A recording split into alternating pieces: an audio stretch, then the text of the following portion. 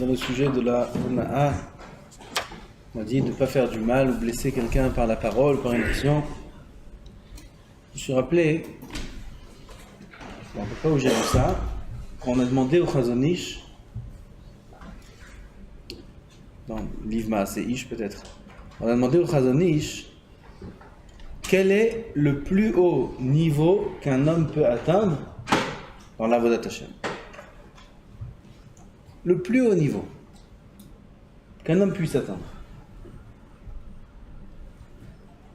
Qu'est-ce que vous dites?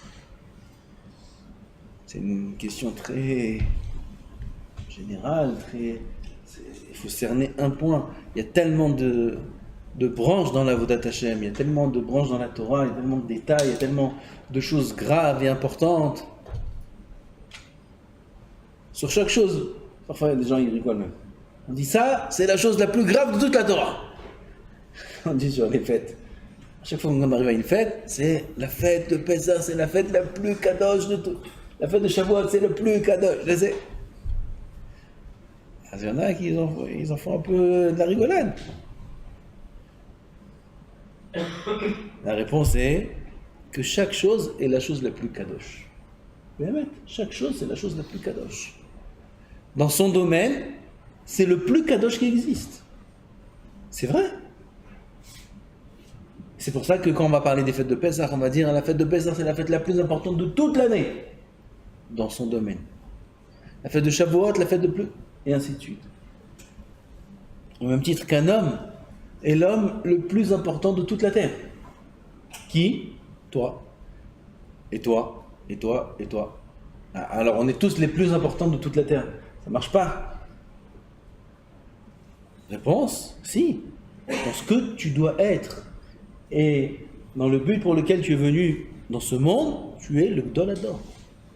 Le Gdol Hador. Personne au monde ne peut faire ce que toi, tu es venu pour faire ensemble. Tu es venu faire ensemble.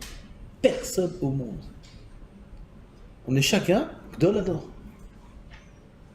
Même les gens les plus tzadikim de toutes les générations ne peuvent pas faire ce que nous on doit faire dans ce monde. Personne. Quelque part, pas quelque part, c'est Emet. Chacun est l'homme le plus important du monde. C'est pour ça qu'il y a écrit Bishvili Nivra en l'âme. Adam Lomar, Bishvili Nivra en l'âme. On est obligé de dire le monde a été créé pour moi. C'est pas de la grava.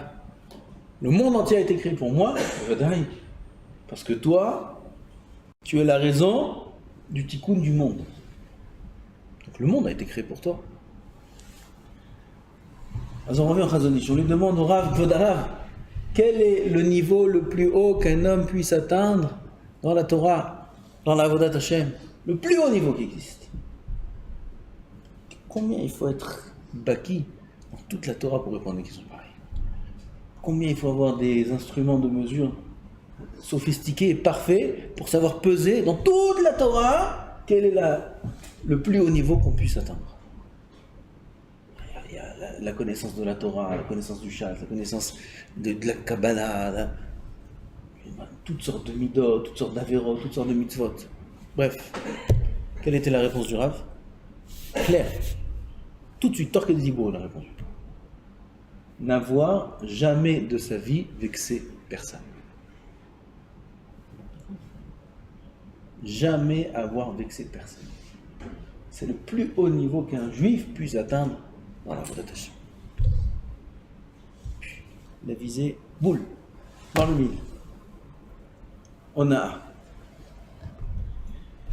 Et à ce niveau-là, on a besoin d'un grand travail de Nekiyut. Regardez la halakha de la Shonara. La halakha de la Shonara. Parfois on se surprend, on ne fait pas attention. On parle des uns, on parle des autres. Surtout quand on a un tafkid, on a un rôle. On doit parler des uns et des autres. Combien c'est dur de savoir qu'est-ce qui est la Shonara et qu'est-ce qui n'est pas la Shonara. Un rav doit parler entre eux, les rabbanim, tel élève, celui-là il a fait ça, celui-là. On est obligé de parler des uns et des autres. On est obligé de parler des mauvaises choses qu'ils ont fait. Et peut-être qu'on n'est pas obligé de dire tous les détails. Et peut-être que parfois on n'est pas obligé de raconter du tout. Combien c'est dur la Shana Rara. Quand on vient en parler de quelqu'un, d'une histoire qu'il y a eu avec un voisin, une voisine, alors à la maison, on parle, ah, celle-là, oui, celui-là, attends, est-ce qu'il a fait celui-là, est-ce qu'il a fait celle-là, est-ce qu'il a fait ci, est-ce qu'il a fait ça. Et les deux comme ça, ils parlent et ils rajoutent, chacun il rajoute de l'huile sur le feu. C'est quoi la chute? C'est une histoire de Horaïta. La Shana Rara, ça fait du mal, ça fait du mal. 3 sont punis.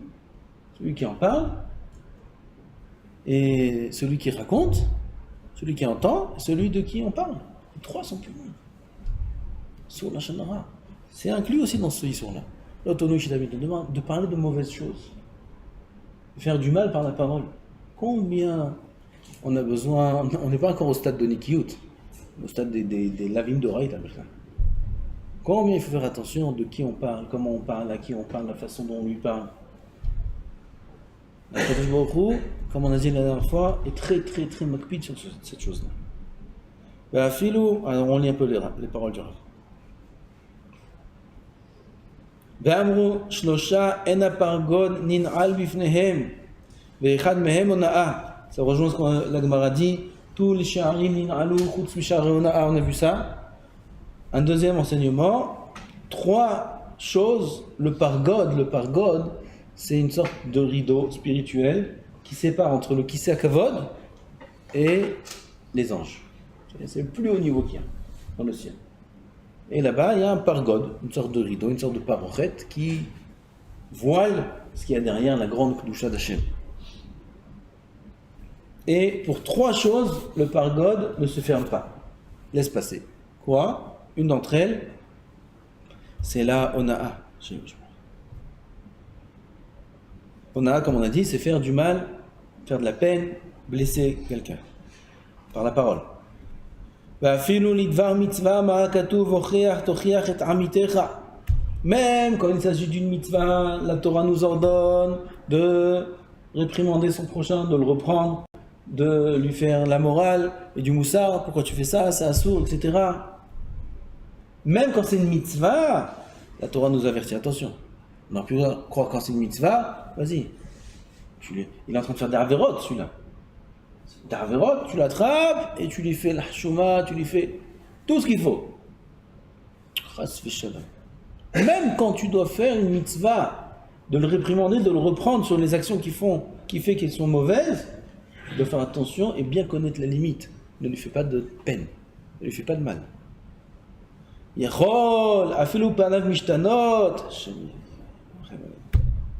Peut-être même si ton visage il change, c'est-à-dire à tel point qu'il faut aller loin, que son visage commence à changer, il commence à sentir une gêne, il commence à rougir, il se sent mal. Talmud Lomar, Velo Tissa Alav Het Chas Veshalom Asur.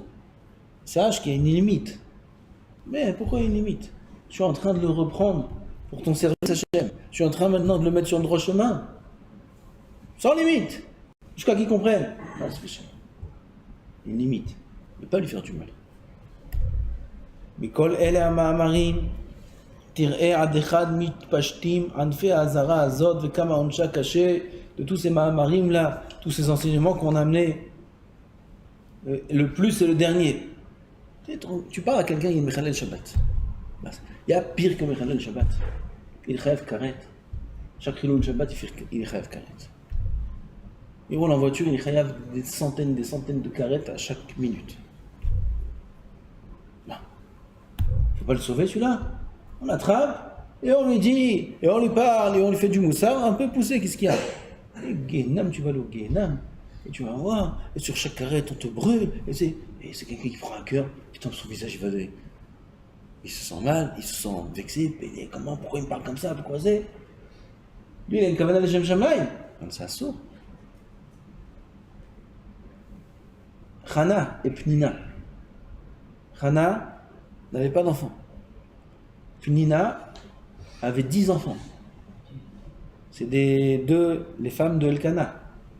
Elkana était marié avec 2 femmes, une Chana, une Pnina. Pnina, elle avait 10 enfants, Chana n'arrivait pas à avoir d'enfants. Et elle pleure. Et la Gemara nous dit Pnina, elle avait un très bon Hein, pas projet, elle avait un bon plan, elle avait. Pour, comment on dit? Stratagème, pas mal. Un bon stratagème. Pnina, un bon stratagème, et la Gemara témoigne que son stratagème était les Shem Shamaim. Les Shem Shamaim. La Gemara dit les Shem Shamaim nitkavna Pnina. Si la Gemara témoigne sur quelqu'un qui a agi les Shem Shamaim, c'est pas quelqu'un de. C'est pas un petit comme on raconte l'histoire. C'est un grand tzaddik. Pnina était une grande tzaddik. Itkavna les Shem Shamaim. Elle vit de la peine pour sa sœur. Pourquoi sa sœur n'a pas d'enfant? Et elle s'est dit Pnina, mais elle avait raison. C'est parce que Hana ne prie pas assez. Il faut que Hana se force à prier plus, à supplier Hachem. Et bien, Zat Hachem, si elle y arrive, elle aura un enfant. Il n'y a rien qui tient devant la tefila. C'était quoi son stratagème de Shem Shamaim? De faire de la peine à Hana. Lui faire de la peine pour que Hana, à travers sa peine, s'éveille à prier plus vers Hachem, à revenir vers Hachem et lui dire, regarde. Et qu'est-ce qu'elle faisait Hana? Pnina, pardon. Alors le Gemara nous raconte toutes sortes d'exemples. Quand les enfants de Pnina rentraient du Gan, alors elle lui montrait, regarde mes enfants ce qu'ils ont fait, regarde. Et tes enfants, qu'est-ce qu'ils ont fait? Oh mince, j'ai oublié, tu n'as pas d'enfants, comme ça lui disait. Et Hana, son cœur se déchirait. Et elle pleurait. Et elle continuait, Pnina. Regarde ce que j'ai préparé moi aujourd'hui pour le goûter. Et toi, t'as préparé quoi? Oh non, pardon. Elle fait des choses comme ça. Et Hana, c'est écrit dans le noir. Dans le passouk, c'est écrit. Elle pleurait. À la fin, elle a prié. Et à la fin, elle a eu un enfant. Elle a eu Shmuel Hanavi. Donc on voit que la kavanah de Pnina était bonne. Ça veut dire que c'est vrai que Hana devait prier plus. Et elle a réussi. Elle a fait prier plus et elle a eu un enfant. Aval, la suite, comment c'est terrible la punition de Pnina. Pnina a perdu tous ses enfants. Ils sont tous morts presque. Tous. Un après l'autre. Jusqu'à qu'elle est venue supplier Hana qu'elle prie que ce qui lui reste ne meure pas. Et pourquoi nous dit la Gemara? Elle lui a fait du mal. Elle a fait du mal à sa sœur. Pas sa sœur, à la deuxième femme. Elle va les Shem Shamaim, Nitkavna. Sa kavana était les Shem Shamaim, elle était pour son bien. Elle avait mal au cœur de voir sa sœur sans sa concubine, ça s'appelle. Concubine, c'est pas très. La deuxième femme de son mari, de l'avoir sans enfant. Donc sa kavana était les Shem Shamaim, 100%. Quand bien même. Elle a employé un moyen qui est un moyen dangereux. Il s'appelle Ona. La peine. Plus que ça encore. La Gemara raconte qu'il y avait un chacham qui partait étudier toute l'année et il rentrait à la maison Erev Kippour. Un jour dans l'année, il rentrait. Erev Kippour rentrait à la maison. Et une fois, la veille de Kippour, il s'est un peu oublié dans son immeuble. Toute l'année, il étudie consécutif. Erev Kippour, il doit arrêter. Il s'est oublié. Et il a tardé un petit peu. Et sa femme l'attend. Il rentre une fois par an à Kippour. Comment est merveilleux ce jour où il rentre faire Seouda Mafsaket. Quelle table elle faisait sa femme. Et elle attendait. Et c'était que voir presque Shkia. Et son mari n'est pas arrivé. Elle s'est dit, c'est sûr que Chas v'Shalom, il lui arrivait quelque chose. Il ne peut pas rater ce rendez-vous d'une fois dans l'année. Il lui arrivait quelque chose. Chas v'Shalom, elle a commencé à penser, à broyer du noir comme on dit. Et elle a pleuré. Elle a pleuré de peine. Son mari, le Chacham, à ce moment-là, se tenait sur une sorte de balcon. Le balcon s'est effondré, il est tombé et il est mort. Mort. Pourquoi? De la punition de la peine qu'il a fait à sa femme. Alors, mais Farchi me demande, on ne comprend pas. Alors, sa femme elle va être encore plus punie maintenant. Au moins comme ça, l'année prochaine, il serait venu. Maintenant, il viendra plus jamais à l'éternité. On ne comprend pas. Elle pleure de peine parce que son mari n'est pas là. Alors c'est vrai qu'il mérite une punition. Comment il fait de la peine comme ça à sa femme, la pauvre? Ah non, elle attend. Alors il mérite une punition. Une punition, mais laisse-le en vie. Une punition où il doit mourir. Alors la femme, c'est elle aussi qui est punie. Maintenant, elle aussi, elle est punie qu'il est mort. Elle aurait souhaité une punition pareille. Comme ça demande, les méfarchim. Et ils répondent, la ona'a, la peine, c'est du feu. Elle m'a c'est du feu, ça brûle. C'est absolument ça. Faire du mal à son prochain, c'est du feu. On ne fait plus de distinction, bien, mal, on ne regarde pas les conséquences, on ne regarde rien du tout. C'est du feu et ça brûle. Elle a eu de la peine. Cette peine-là, c'est du feu. Ça brûle et ça peut entraîner même des choses très graves. Et même si ça va faire du mal à la personne elle-même. Oh, comment c'est fort. Là, on a. Alors que là, qu'est-ce qu'il y a? Il est resté étudier la Torah. Sa femme ne veut pas qu'il ait une souffrance, chas v'shalom. Ne veut pas, chas v'shalom, même qu'il se casse un doigt, elle ne veut pas. Elle a de la peine, et elle lui en veut, qu'il soit puni, elle le maudit. Oh putain, elle a de la peine stable, elle a de la peine, il est mon mari, c'est tout. Combien même. Cette peine-là, même s'il était en train d'étudier la Torah, même si elle voulait rien de mal de chez lui, c'est pas comme tous les exemples qu'on a vus, quelqu'un qui fait du mal à son prochain il lui en veut, il veut une vengeance, il veut truc, alors quand je le punit, quelle vengeance, c'est sa femme. Quand bien même le hasard. La peine qu'on fait à son prochain, ça se paye. Comment il faut faire attention? Mais kol ele amarim de tous ces enseignements, tir'e adechan mitpashtim anfe hazara azot vekama oncha caché, combien la punition de la ona'a est dure et grave, combien il faut faire attention. Entre nous les rabbanim, on a un rôle pas facile, pas facile. D'un côté, si on laisse faire, c'est une catastrophe. D'un côté, si on en trop, c'est une catastrophe. Oy les mitzri, oy les miotzri. Oy les mitzri, si on fait du mal. Oy les me'achem yotzri, si on fait pas comme il faut les choses. Pareil, chacun de nous. On est tous un raf. Avec soi-même, avec les autres. Savoir comment parler aux uns, parler aux autres, comment agir, combien c'est dur.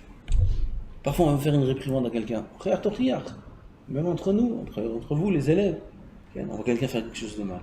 Il ne faut pas le laisser. Pas le laisser faire. C'est pas tout. Peut-être qu'il n'est pas bien maintenant. Peut-être qu'il a des problèmes ailleurs. On va voir, ouais, pourquoi tu fais ça, tu sais où il est maintenant, lui, sa tête. Je vous ai raconté une fois. Mais plusieurs fois, je raconte cette histoire. Une fois, mon frère m'a raconté qu'il était dans un bus de Bet Shemesh. Et là-bas, dans ce bus-là, on présente un ticket et il y a quelqu'un qui poinçonne les tickets. Il y en a un, une fois, il y avait le contrôleur. C'est un religieux, le contrôleur. C'était tous des religieux là-bas. Et le contrôleur, il vient voir un vrai, quelque chose. Ton ticket, j'ai pas de ticket. Non, mais t'es obligé de ton ticket. J'ai pas de ticket. Et il commence à s'exciter. Qu'est-ce que tu veux chez moi? Qu'est-ce que tu veux chez moi? Chez Guette, tu descends du bus. Je crois que ça c'était un truc privé entre nous. Okay. Et il commence à crier. Il n'a pas dit un mot. Il est passé au suivant. Il n'a pas dit un mot. Après, mon beau-frère est descendu et ce contrôleur-là est descendu à même arrêt. Il dit, dis-moi, comment t'as gardé ton calme? Comment tu fais? Il lui a répondu naturellement. Il dit, tu sais d'où il vient maintenant, lui? Il vient de chez lui à la maison. Tu sais ce qu'il y avait chez lui à la maison? On peut savoir ce qu'il y avait chez lui à la maison. Va savoir la nouvelle qu'il vient d'apprendre. Va savoir, peut-être avec sa femme ça va pas. Va savoir, il a des missionnotes avec ses enfants, avec ci, avec ça. Il rentre dans le bus, nous on voit quelqu'un dans le bus, on croit qu'il est comme nous. Et peut-être qu'il vient maintenant d'un film, il vient. Peut-être qu'il sort d'un film, celui-là. Sa tête, elle est Birlal Mounar dans une autre sphère. Tu viens, tu lui fais une remarque, mais tu peux le rendre fou. Combien il faut être racham pour savoir comment parler avec chacun? Tu vas voir, il fait quelque chose qui est pas bien. Celui qui voit la mauvaise chose se faire, celui-là, il est Bekat Lotemorin, il est dans le Ranamot avec Bishimon Barucha, il est sur le cheval, il est. Et l'autre misken, il est Tartit, au fond du puits, il est là. Lui, il vient avec Moussa, Midot, c'est quoi ça? Il faut que tu viennes à l'heure à Tfilat, tu sais, mon frère et tout. Tu sais où il est lui maintenant? Il est à deux doigts du Guéhenam, il est celui-là. Qu'est-ce que tu lui parles de mon frère, de Tfila, de ton frère? Je suis rien du tout. Tu me dis encore un mot, Et il réagit mal. Et l'autre dit quoi? Comment tu réagis? Là, tu sais, ça, tu fais une deuxième affaire là. Tu te rajoutes là, tu t'enfonces là, mon frère. Comme ça, dis pas. C'est l'autonomie chez ta mythos, ça. Tu lui fais du mal. Enfin, ils sont d'oreille, t'as tout ton moussard que t'es en train de faire, tu es en train de faire un ils sont d'oreille. Et lui, il croit qu'il est tzaddik. Ouais, je fais du rizouk. Rizouk, tu l'as cassé en 1000 morceaux, tu l'as cassé. Déjà, il était cassé, maintenant, il est en miettes. Quel rizouk? C'est rizouk, ça? Combien il faut de date, combien il faut faire attention, combien il faut connaître l'autre et comprendre l'autre, et être prudent, venir avec des pincettes. C'est dingue qu'il faut parfois dire, mais pas toujours faut dire. Pas toujours faut dire. Il y a des gens à qui il faut parler, il y en a à qui il ne faut pas parler. Il y a parfois faire comme si qu'on n'a pas vu. Combien de choses il faut faire comme si qu'on n'a pas vu? Dans le Shlom Bayit, dans les enfants, dans le Chinour, entre nous, dans la Yeshiva, faire comme si qu'on n'a pas vu. Ah non, il faut dire, non, pas tout, il faut dire. Il y a des choses qu'il ne faut pas dire. Faire comme si qu'on n'a rien vu, comme si qu'on n'a pas entendu, comme si qu'on ne sait rien. Pourquoi? Miskin. Maintenant, tu veux lui rajouter, tu veux l'enfoncer encore plus. Il faut le réprimander quand il a des forces d'encaisser. S'il n'a pas de force d'encaisser, comment tu veux le réprimander? Sinon, c'est l'autonomie chez ta mitor, c'est ça. Parfois, avec la femme, elle est très, très dépassée. On vient, on lui fait une remarque sur un truc maintenant. Tu sais, au fait, ça, il faut lui faire attention à ça. Putain, elle crie, ici, il ne comprend pas pourquoi elle crie. Ouais, s'énerve. Qu'est-ce qu'il y a? Je réagis. Qu'est-ce qu'il y a? Ouais, tu viens surtout, chaque fois on parle, tu t'énerves. Ouais, ça part, ouais, ta mère et ta mère. Quel rapport, ta mère? Quel rapport? On parle d'un truc, elle est partie. Oui, ils sont partis tous les deux sur un planète Mars, ils sont partis. Ah, quel rapport? Ah, ça vient de là. De l'autono, attends, envers l'onaham, tu lui fais de la peine. Ah, moi, je te fais de la peine, je parle d'un sujet. Mais c'est pas le moment. C'est pas le moment d'en parler. Il y a un moment pour en parler. Il faut que la personne ait des forces de parler. Là, maintenant, la personne en face de toi, elle a besoin de hidoud. Elle a besoin d'encouragement. Elle n'a pas besoin que tu lui fasses des reproches. Quel encouragement? T'as vu comment il fait, comment elle agit, comment... Oui, maintenant, avec l'encouragement, tu peux réparer la personne. Pas avec un marteau. En encourageant, regarde cette dit kolakavod. Mais mec, tu fais des efforts, mamash kolakavod. Bah, je dis pas que c'est ce qu'il faut dire. Pour qui tu te prends après? T'es mon raf, c'est quoi? Ça te dit que... Enfin, tout, il faut faire de chokhma. Tout de chokhma. Parfois, un compliment à une personne, ça peut lui redonner la vie, ça peut lui redonner. La vie, tu peux lui redonner avec un compliment. Avec sa femme, un compliment. Au moment où on a le moins envie de faire le compliment, c'est là qu'il faut le faire. Au moment où on a plus envie d'exploser, c'est là qu'il faut dire un compliment. En disant un compliment, tu relèves la personne. En relevant la personne, d'elle-même, elle s'arrange. Tu n'as rien besoin de faire. Tu le relèves. Tu dis un tzaddik. Tu dis, il y a beaucoup, tu as un avenir, tu as ci, tu as ça, tu as des qualités, toi, quand la cavote, ce que tu as fait, la trapelle, magnifique. Mais personne n'aurait pu faire ça, il n'y a que toi qui aurait pu faire ça. Et tu lui donnes des forces, rien qu'en faisant ça, déjà de lui-même, il va se réparer. Tu n'as rien besoin de faire. Ah ben, s'il est dans une situation catastrophique et tu viens, tu l'enfonces encore plus, c'est de la vie d'oreille, ça. Il faut faire attention. On est loin encore de la nekiyut. Là, le Rav parle de nekiyut à ce niveau. Nekiyut, ça veut dire être parfait. Oh là là. Écoutez les cours de Ravarié. Les cours de Ravarié. Quand il parle, il dit des cours, il parle de ces sujets-là, mais on dirait que c'est un ange qui parle. Qu'est-ce qu'il parle? Il parle de niveau. Il faut agir comme ça, il a agi de telle façon pour que l'autre ne pense pas que... 1 milliard de cheshbonot. Pour de la finesse, que peut-être dans son cœur il pense que... Qu'est-ce que c'est ces trucs-là? On est loin de ça.